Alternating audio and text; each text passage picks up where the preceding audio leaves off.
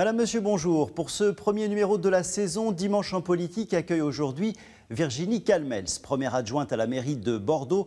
Virginie Calmels trace sa route. Soutien d'Alain Juppé, puis de François Fillon et maintenant de Laurent Wauquiez. Virginie Calmels peut par ses choix surprendre, voire déconcerter ses électeurs, même ses amis. Quelles sont ses ambitions? Virginie Calmels est aujourd'hui l'invitée de Dimanche en politique.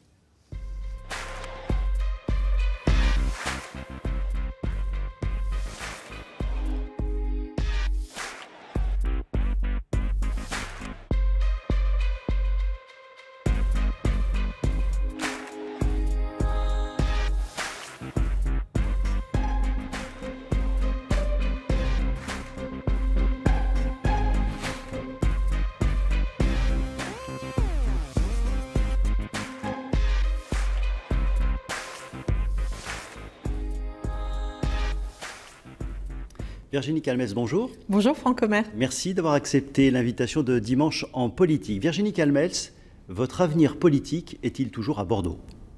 Écoutez, c'est une question qui n'est pas forcément la principale pour moi. Je ne suis pas une femme politique. Je suis une femme d'entreprise qui s'est engagée en politique il y a 3 ans, aux côtés d'Alain Juppé, à sa demande, pour essayer d'apporter, on va dire, mon expérience, mon expertise aux Bordelais. Et puis, plus généralement aux citoyens, puisque comme ça ne vous a pas échappé, eh bien, alors que j'étais engagée à Bordeaux, Alain Juppé m'a aussi fait participer à la politique nationale, avec les primaires, avec la présidentielle. Tout cela n'était pas prévu. Il se passe plein de choses qui ne sont pas toujours prévues. Il se passe plein de choses. Vous apprenez vite, Virginie Calmels. En revanche, ce qui est certain, c'est que je suis élue à Bordeaux. Oui. Les Bordelais m'ont élue. Ils ont surtout élu leur maire, Alain Juppé. Je faisais partie de son équipe. Je fais toujours partie de son équipe. Et comme toujours, j'irai au bout de mes engagements. Et je suis évidemment première adjointe à Bordeaux jusqu'en 2020. Vous irez jusqu'au bout de vos engagements. C'est ce que vous pouvez nous dire aujourd'hui? Oui, bien sûr. Il n'y a aucune raison pour que ça change. Vous savez, j'ai organisé depuis 3 ans ma vie entre... le fait d'être mère de famille, ce qui est quand même important, mon action politique locale comme première adjointe à Bordeaux, une action politique nationale qui était soit pour les primaires, soit pour la présidentielle, les législatives. Aujourd'hui, la reconstruction de la droite au sein même du Parti des Républicains. Et puis, mon métier de chef d'entreprise. Cet équilibre-là, c'est ma vie. Ça fait 3 ans que ça dure entre Bordeaux et Paris et j'entends continuer avec cet équilibre pour les 3 prochaines années jusqu'en 2020. On va parler de vos projets, mais j'entends bien ce que vous dites aujourd'hui, c'est-à-dire que vous ne démissionnerez pas avant la fin de votre mandat. Non, mais d'ailleurs, je ne sais pas très bien d'où vient cette espèce de rumeur.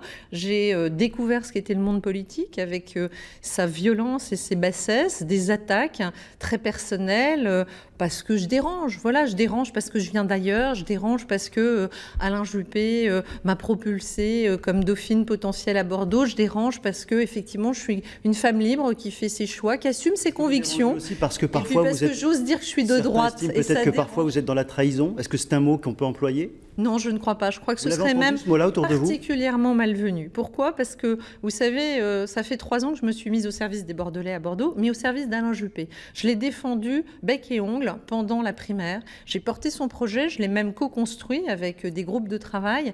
J'adhère totalement à ce qu'a été le projet d'Alain Juppé, qui se résume dans 3 ouvrages. Pour un État fort, 5 ans pour l'emploi, Mes chemins pour l'école. Après, il a été caricaturé dans cette primaire comme un homme de centre ou centre-gauche. Mais les gens qui pensent que Alain Juppé est un centriste n'ont pas lu ses livres. Moi, j'adhère à Alain Juppé, homme de droite, qui a fondé l'UMP, qui l'a présidé, qui a souhaité qu'une droite réunisse différentes sensibilités avec les gaullistes sociaux, avec la droite traditionnelle, avec les libéraux.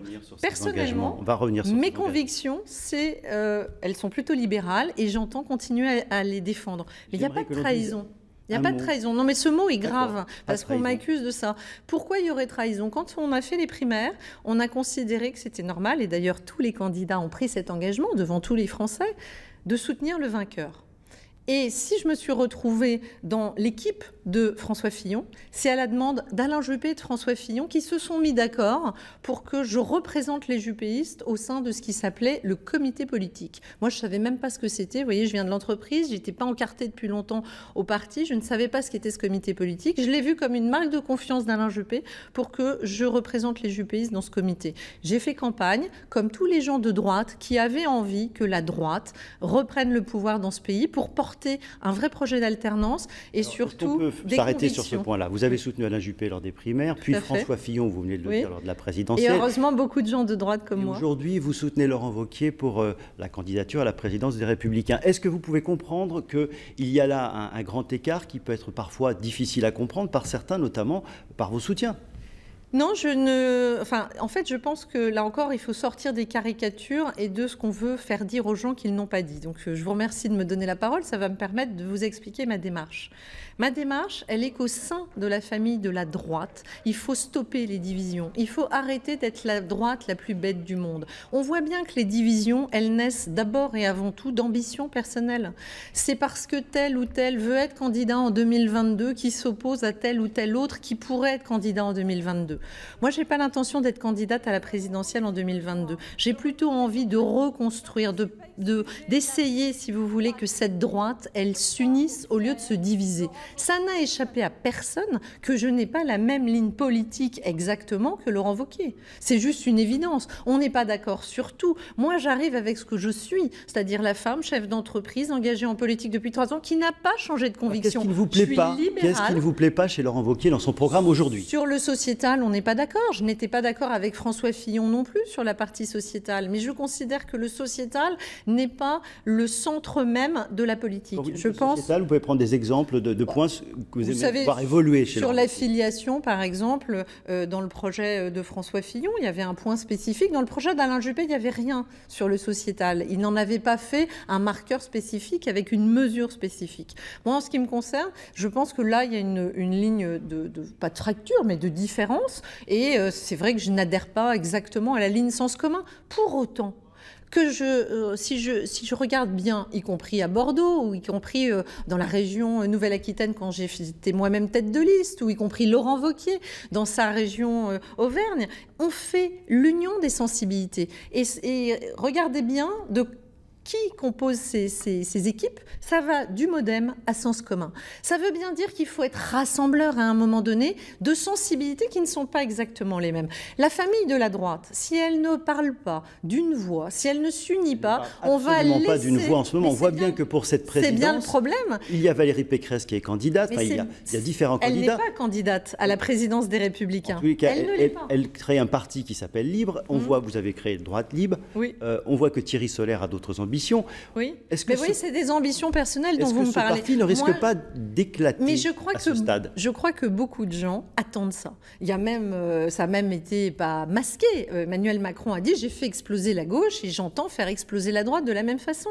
Moi, je crois que ce n'est pas sain pour la démocratie. Je n'ai pas envie de laisser ce pays avec comme force d'opposition principale M. Jean-Luc Mélenchon et les horreurs qu'il peut proférer. Bon, vous les connaissez aussi bien que moi, 200 milliards de dépenses publiques supplémentaires, la retraite à 60 ans, bref, et sur tous les sujets, on est en profonde opposition. Je crois que la droite doit reprendre sa place dans le débat. Pour ça, elle doit s'unir et elle doit arrêter de se diviser sur des mauvais arguments qui sont les ambitions personnelles de Pierre-Paul Jacques. Les Français en ont marre. Moi, si vous voulez, ce que je fais, c'est pas de la tactique politicienne, ça peut choquer, ça peut interpeller. Je suis une femme libre. Je considère qu'à un moment donné, il faut s'unir, cesser les divisions qui sont nées des ambitions personnelles des uns et des autres. Reconstruisons la droite. Regardons ce qui nous unit. Une fois encore, vous savez, je connais bien les projets de François Fillon comme d'Alain Juppé ou de Nicolas Sarkozy. Ils n'étaient finalement pas si éloignés. On a eu du mal dans l'entre-deux tours de la primaire à trouver quelques éléments de différenciation entre Fillon et Juppé. C'était plutôt les personnes qui étaient très différentes, leur personnalité, leur énergie, leur façon d'incarner même leur projet.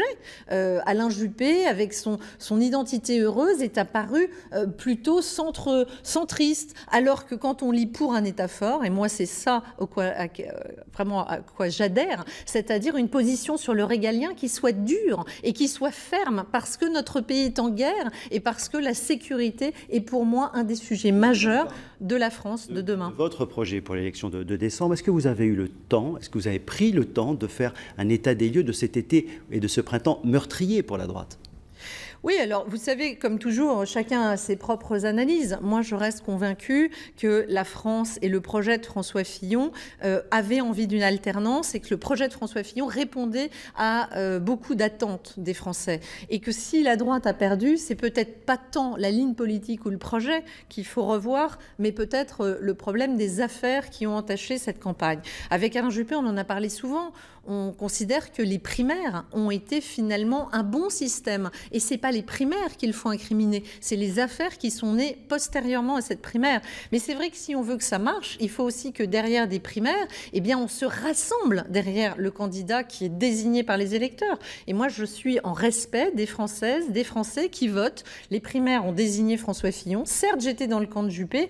Je vous rassure, tous les juppéistes ont rallié François Fillon. Je n'étais pas du tout la seule, contrairement à ce qu'on veut caricaturer là encore. Puis pour les femmes, on a... Certains l'ont fait en traînant un peu des pieds. Ah bon, vous croyez quand Benoît Apparu se retrouve porte-parole de François Fillon 8 jours après, Gilles Boyer, trésorier de la campagne de... Finalement, ça ne montre pas que c'était difficile de faire la synthèse de la famille et que certains ont eu du mal à défendre ce projet ou de le porter pleinement. Mais vous savez, moi, ce qui m'importe, une fois encore, je suis sans doute pas une vraie femme politique et je suis une femme d'entreprise engagée en politique, j'ai des convictions. Vous dites souvent ça, mais est-ce qu'en 3 ans ou 4 ans, justement, vous n'avez pas véritablement appris à devenir une vraie femme politique? J'espère, parce que c'est nécessaire. Quand vous voyez la bassesse des coups que l'on reçoit, il faut développer une carapace et puis il faut aussi quelque part, même si je n'en ai pas... Quels sont les coups qui vous ont blessé ces derniers temps? Oh bah vous avez vu le canard enchaîné, là c'est le summum de la bassesse, étant donné qu'Alain Juppé n'a jamais proféré ce type d'attaque, et nous voyons bien, personne n'est dupe, qu'il y a une volonté très claire d'essayer de diviser Alain Juppé et moi.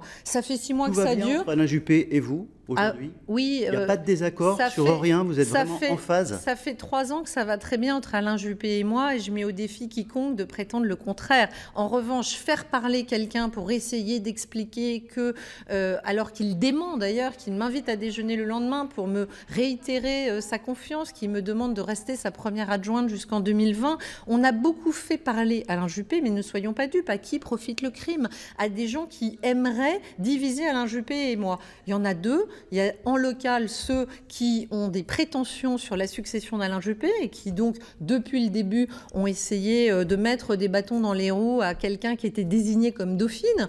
Bon, voilà, c'est pas un statut facile à porter et en l'occurrence, ça a concentré un certain nombre de tirs avec des fausses rumeurs alimentées régulièrement, comme quoi on serait fâché, comme quoi il y aurait un problème. Non, il n'y en a pas eu. Vous savez, tout ce que j'ai fait depuis 3 ans en politique, j'en ai toujours parlé à Alain Juppé. Il a toujours été au courant. Il n'y a jamais eu d'objection. Et s'il en avait eu, probablement que j'aurais fait des choix différents. Lorsque vous lui avez annoncé que vous alliez soutenir Laurent Wauquiez, ce n'est quand même pas la philosophie de base d'Alain Juppé. Vous êtes une femme honnête, répondez-nous honnêtement. Oui. Quelle a été sa réponse? Sa réponse a été très claire. Je n'ai pas d'objection. Alain Juppé, vous savez, j'étais au Vendange de Bordeaux, qui a été son séminaire de rentrée avec des amis. Et il se trouve qu'autour de la table, c'est un peu la particularité d'Alain Juppé, il arrive à réunir des juppéistes, c'est-à-dire des gens qui l'ont soutenu, qui sont à la fois au gouvernement, Gilles Boyer et Charles Hufnagel, qui sont au cabinet du Premier ministre, qui sont En Marche, avec une députée élue La République En Marche, qui sont constructifs, Fabienne Keller ou d'autres qui considèrent que les constructifs sont en soutien de La République En Marche, mais tout en disant qu'ils sont d'être une semaine après d'être avec Laurent Wauquiez. Et moi, oui, bien sûr, c'est normal puisqu'elle est constructive. Et moi, qui considère, comme Alain Juppé d'ailleurs, que notre famille politique, ça reste les Républicains. Et la conclusion de ce séminaire, par Alain Juppé lui-même, c'était qu'on restait dans cette famille politique, qu'on entendait y peser, et il a fixé lui-même des lignes rouges que je partage à 100%. Voilà, pas d'alliance avec le Front National, pas de porosité avec le Front National, des lignes rouges qui sont très claires. Franchement, j'y adhère. Alors pour être clair, est-ce que ça veut dire que là, dans l'équipe Laurent Wauquiez, si toutefois Laurent Wauquiez est élu en décembre, vous allez être la voix d'Alain Juppé dans cette nouvelle équipe dirigeante des Républicains? Je pense que d'abord, il va falloir sortir de ces clivages, la voix d'Alain Juppé ou la voix de Nicolas Sarkozy ou la voix de François Fillon. C'est votre propre ligne que vous allez défendre? Non, mais une fois encore, je pense qu'on avait créé ces écuries parce qu'il y avait des primaires et parce que c'était nos 3 champions. Et chacun a choisi le sien. Moi, c'était Alain Juppé et je suis très fière et très heureuse d'avoir combattu à ses côtés dans cette primaire et surtout porté un projet qui, pour moi, était un projet très travaillé, très équilibré. Maintenant, on est dans une nouvelle ère puisque ces grands hommes d'État ne sont plus dans l'action politique nationale. Donc, moi, ce qui me semble important, c'est de porter des idéologies. Moi, mon idéologie, elle n'est pas rattachée à une personne physique. Elle est liée à ce à quoi je crois. Et moi, je crois à la pensée libérale. Je crois que ce pays est suradministré. Je crois qu'on a... on considère qu'on a péché par excès de libéralisme. Moi, je crois que c'est l'inverse, qu'on n'a pas de pays aujourd'hui comme la France aussi administré où on pense que l'État doit être la réponse à tout. Moi, je veux libérer les énergies créatives. Je suis une chef d'entreprise. Je crois en la création d'emplois par les artisans, les commerçants, les entrepreneurs. Votre programme. Mais c'est ça, mon idéologie, c'est ça que je vais défendre, au sein même des LR. De votre statut à Bordeaux et de vos ambitions pour Bordeaux, si Laurent Wauquiez est élu président des Républicains en décembre, quel rôle jouerez-vous à ses côtés ? Nous avons clairement dit que c'était un tandem. Nous voulons montrer qu'il y a une complémentarité, qu'on rassemble des lignes politiques qui ne sont pas exactement les mêmes. Je vous rassure, il y a un socle commun. Et ce socle commun, moi, je le revendique. C'est le socle commun des gens qui sont à droite. S'il y a des gens qui pensent qu'il ne faut pas de quotas d'immigration dans ce pays, qu'il ne faut pas lutter contre le communautarisme ou qu'il ne faut pas renforcer les moyens de la police ou de la sécurité, qui ne se sentent pas à l'aise au sein de la famille Les Républicains, c'est peut-être le cas des constructifs, grand bien leur face et qu'ils la quittent. Mais moi, je considère que nous avons un socle de la droite sur une politique économique libérale, sur un régalien fort. Ça me semble clé et nous serons un tandem. Vous serez la vice-présidente de Laurent Wauquiez. Écoutez, tout ça se décidera en temps et en heure. C'est votre souhait aujourd'hui ? Non, mais j'ai ni souhait ni objectif personnel. Si vous investissez auprès de Laurent Wauquiez. Ce que nous avons clairement démontré, et il l'a dit lui-même, c'est que nous faisons un tandem, mais je ne suis pas son clone. Il montre au contraire qu'il est peut-être moins sectaire que tous ceux qui le dénoncent aujourd'hui ou qui le diabolisent. Il veut montrer aussi que dans cette droite, eh bien, il y a des sensibilités différentes et qu'il faut les prendre en considération. De sens commun à des gens comme moi, droite libre, qui suis peut-être sociétalement plus sur une autre ligne que celle de sens commun. Et voilà, c'est cette richesse de la famille de la droite qui doit être rassemblée au sein des Républicains. D'un point de vue plus local, donc vous nous avez confirmé que vous iriez au bout de votre mandat à Bordeaux. En 2020, il y aura une échéance, à nouveau une candidature pour la mairie à Bordeaux. Qui sera ou quel serait le meilleur candidat pour la mairie de Bordeaux en 2020 ? Est-ce que vous serez candidate ? Vous savez, j'ai répondu à cette question en disant le seul qui puisse succéder à Alain Juppé, c'est Alain Juppé. C'est à lui, d'abord c'est à lui de se déterminer. Ça ne vous a pas échappé qu'il a dit qu'il se déterminerait en 2019 ou 2020. Ça ne vous a pas échappé, mais là vous êtes mieux placé, vous allez nous le confirmer, que c'est a priori qu'il ait pu dire à ses adjoints qu'aucun d'entre eux n'était susceptible d'avoir les épaules pour prendre la mairie de Bordeaux en 2020. Il l'a dit parce que je n'étais pas là, puisqu'il a toujours considéré qu'en l'occurrence, il n'y avait pas dans son équipe municipale actuelle... Donc, en dehors de vous, personne n'était apte à prendre le relais. C'est ce qu'il leur a dit. Est-ce qu'aujourd'hui, vous êtes toujours la dauphine d'Alain Juppé ? Est-ce que vous pouvez toujours vous considérer comme la dauphine d'Alain Juppé pour la mairie de Bordeaux ? C'est aussi pour ça qu'il m'avait fait venir, c'est qu'il voulait renouveler son équipe et qu'il pensait qu'il n'y avait peut-être pas de successeur en son sein. Ce projet est-il toujours d'actualité ? Vous savez, Franck Omer, je crois que ce serait présomptueux, pour moi comme pour quiconque d'ailleurs, de savoir ce qui se passera dans 3 ans, dans 5 ans ou dans 10 ans. Moi, j'ai jamais fait de plan de carrière, mais... Est-ce que vous avez envie d'être maire de Bordeaux ? Si vous me permettez, l'expérience passée... Cette question est importante, elle est essentielle, il faut que vous ayez envie de le faire. Les 3 ans écoulés m'ont démontré que rien ne se passait comme prévu. Je laisse d'abord et avant tout à Alain Juppé, et je trouve que c'est respectueux, et moi je trouve très indécent cette façon qu'ont eu certains, notamment dans l'équipe municipale, de systématiquement vouloir se positionner dans une succession. Je ne suis pas venue pour ça. Moi, je vous ai expliqué ce qu'était mon équilibre de vie. Mais mon équilibre de vie, j'entends... Les électeurs ont envie de savoir ce qui va se passer dans 3 ans. Vous croyez que dès maintenant, alors qu'Alain Juppé a dit lui-même qu'il se déterminerait en 2019-2020, pourquoi voulez-vous que moi je réponde ? C'est d'abord à lui, et avant tout à lui, de déterminer déjà ce qu'il aura envie de faire, lui. Ensuite, moi, à titre personnel, effectivement, il m'avait positionné comme dauphine à un moment donné où ça ne vous a pas échappé, il était aux portes de l'Élysée. Maintenant, ce n'est n'est plus le cas, le contexte a changé. Moi-même, ça fait 3 ans que je fais de la politique, j'apprends, comme vous le dites, j'apprends tous les jours de ce qu'est ce monde, d'une très grande violence.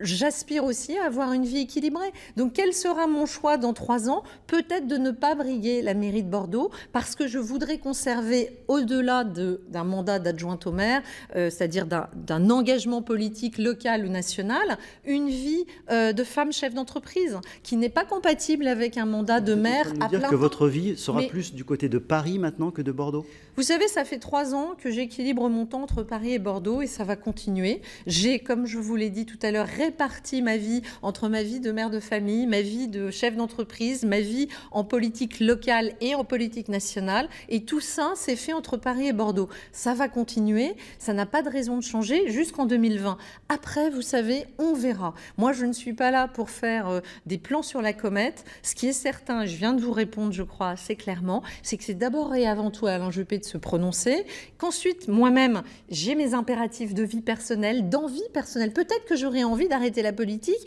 et de ne faire plus que de l'entreprise à temps plein. Peut-être au contraire que je voudrais continuer, mais dans un mandat de première adjointe ou d'adjointe au maire qui est compatible avec ma vie de chef d'entreprise. Peut-être au contraire que je me dirais que je ne veux plus faire que de la politique. Vous savez, ma vie m'a montré en 20 ans que j'avais eu beaucoup de chance d'avoir des expériences très riches. Ce qui est certain, c'est que je ne me projette pas et que je n'ai pas de vision claire de ce que seront les échéances ou ce qui peut se passer dans ma vie à plus de 3 ans. Il nous reste 6 minutes dans cette émission. J'aimerais qu'on parle des dossiers locaux. Oui, avec plaisir. Vous investissez beaucoup pour le développement de cette ville au niveau de l'emploi, de la stratégie économique. La ligne LGV est arrivée à Bordeaux le 2 juillet dernier. Est-ce que vous mesurez déjà l'impact de l'arrivée de cette ligne ? Écoutez, je suis contente de voir déjà, parce que je l'ai dit plusieurs fois, que notre objectif, il était de faire grossir le gâteau dans le transport, c'est-à-dire que la LGV ne vienne pas obérer le développement de notre aéroport et de ses lignes aériennes. Et c'est ce qui est en train de se passer, c'est-à-dire qu'on a, et quand on observe les chiffres, on a un aéroport qui se porte bien, des lignes aériennes qui continuent à bien se porter, et à côté de ça, une nouvelle offre qui est cette LGV à 2 heures de Paris. Bien sûr que ça va avoir des répercussions. Pourquoi? Parce que maintenant que c'est là, que c'est tangible, que c'est concret, moi, vous savez, j'aime bien les choses concrètes, eh bien, les décideurs, eux aussi, peuvent prendre des décisions d'implantation à Bordeaux parce qu'ils savent que cette LGV est là. Vous des ambitions de chefs d'entreprise de venir encore plus s'installer à Bordeaux? Bien sûr. C'était déjà le cas. On l'a déjà vu sur les dernières années. Moi, ça fait 3 ans que je m'emploie à discuter avec des décideurs, notamment parisiens, pour qu'ils s'implantent à Bordeaux, parce que je crois que la ville offre aujourd'hui toutes les capacités d'accueil et surtout de qualité de vie attendues par bon nombre et de dirigeants et de salariés. Et donc oui, j'en ai des exemples. Tout n'est pas directement lié à la LGV, c'est un tout, vous savez. C'est le fruit de la transformation de Bordeaux portée par Alain Juppé depuis 20 ans. C'est la beauté de cette ville, c'est son attractivité, c'est son épanouissement économique qui est en train de se poursuivre. Conséquence très claire, notable depuis plusieurs années, mais qui s'accélère ces derniers mois, c'est l'augmentation du prix de l'immobilier. Un point positif pour certains, un point très négatif pour d'autres. Comment gérer au mieux cette situation? Vous savez, je suis présidente de l'établissement public d'aménagement Bordeaux-Atlantique qui va construire 2 500 000 m². La réponse au risque de hausse des prix, c'est le fait de construire davantage. C'est tout simplement une adéquation entre l'offre et la demande. Plus vous avez de demande, plus vous avez un risque que les prix augmentent. Si vous augmentez l'offre, c'est-à-dire si vous construisez, si vous développez les mètres carrés à Bordeaux, à ce moment-là, vous pouvez espérer réguler un peu les prix du marché. C'est ce que nous allons faire. C'est parce que Bordeaux est très dynamique, mais offre encore un foncier disponible important. Bassin à flot, Brazza, tout le quartier de la gare, donc Bordeaux-Atlantique jusqu'à Bègles, Floirac. C'est tous ces mètres carrés qui vont être construits, toute la rive droite qui est totalement rénovée, qui vont permettre de limiter la croissance des prix. Évidemment, Aujourd'hui, il y a une très forte attractivité et je crois qu'il faut qu'on s'en réjouisse parce que, une fois encore, c'est signe d'une ville en pleine santé et en bonne forme. Mais derrière, il faut laisser le temps à ce que ces constructions sortent de terre. Mais comme ça vous a pas échappé, il y a beaucoup de grues à Bordeaux, on construit beaucoup, donc ça devrait réguler le marché. Compliqué en effet de gérer tout ça en même temps. Autre problème inhérent à tout cela, ce développement entraîne également une arrivée massive sur Bordeaux, des embouteillages qui existaient déjà beaucoup avant et qui se développent. De quelle manière pouvez-vous tenter de limiter cet effet-là, sachant que là aussi, c'est quelque chose qui se fait sur du moyen terme ? Alors heureusement, il y a des décisions qui ont été anticipées. Hein. Tout ça ne se fait pas d'aujourd'hui. Vous le savez, l'élargissement de la rocade, c'est un projet ancien qui a malheureusement pris du retard, faute de financement par la région. La métropole et l'État se sont mis d'accord pour financer cet élargissement de la rocade. Il est en cours et vous savez qu'on a déjà des tronçons qui ont été ouverts à 2 fois 3 voies. Derrière, c'est aussi la politique de développement des trams. C'est le bus à haut niveau de service qui va être mis en œuvre entre Saint-Aubin-du-Médoc et la gare de Bordeaux-Saint-Jean. Donc il y a énormément de projets pour continuer à pousser les transports en commun, pour élargir les voies. Moi, je considère qu'il faut un subtil équilibre entre le transport doux, et c'est la force de Bordeaux, on a beaucoup de piétonniers, le vélo, le tram, mais également les voitures. C'est la construction aussi de parkings en périphérie. C'est tout ça qui fait une ville équilibrée, capable d'accueillir autant de nouveaux Bordelais et d'éviter la congestion. Là aussi, il faut gérer un calendrier qui parfois n'est pas facile parce que l'attractivité est forte aujourd'hui. Il nous reste 1 minute dans cette émission, Virginie Calmels. Un mot sur une information importante cette semaine, l'attribution à Paris des JO 2024. Alors évidemment, Paris, ce n'est pas Bordeaux. Et pourtant, et tant mieux, Bordeaux et l'Aquitaine devraient pouvoir bénéficier de Paris 2024. Je crois que c'est une bonne nouvelle pour Paris, c'est une bonne nouvelle pour la France. Ça veut dire qu'on reprend aussi la place qui devrait être la nôtre sur la scène internationale. Bordeaux, et bien évidemment, le football à Bordeaux, ça c'est un match du football. On a la chance d'avoir un très très beau stade et donc comme ça vous a pas échappé, toutes les infrastructures qui vont être compatibles avec les JO vont permettre d'attirer certains événements sportifs en 15 secondes, à Bordeaux. Et peut-être quelques compétitions de surf. Est-ce qu'on peut parier là-dessus puisque vous êtes aussi élu à la région? Je pense que nous avons en tout cas la plus belle côte pour accueillir des surfeurs. Vous êtes optimiste concernant le surf? Je ne peux pas vous révéler les dessous des cartes, mais ce qui est certain, c'est que nous devons candidater parce que ce serait un événement très important pour la région. Virginie Calmels, merci d'avoir accepté l'invitation de Dimanche en politique. Dimanche en politique qui se poursuit en compagnie de Francis Letellier. Excellent après-midi.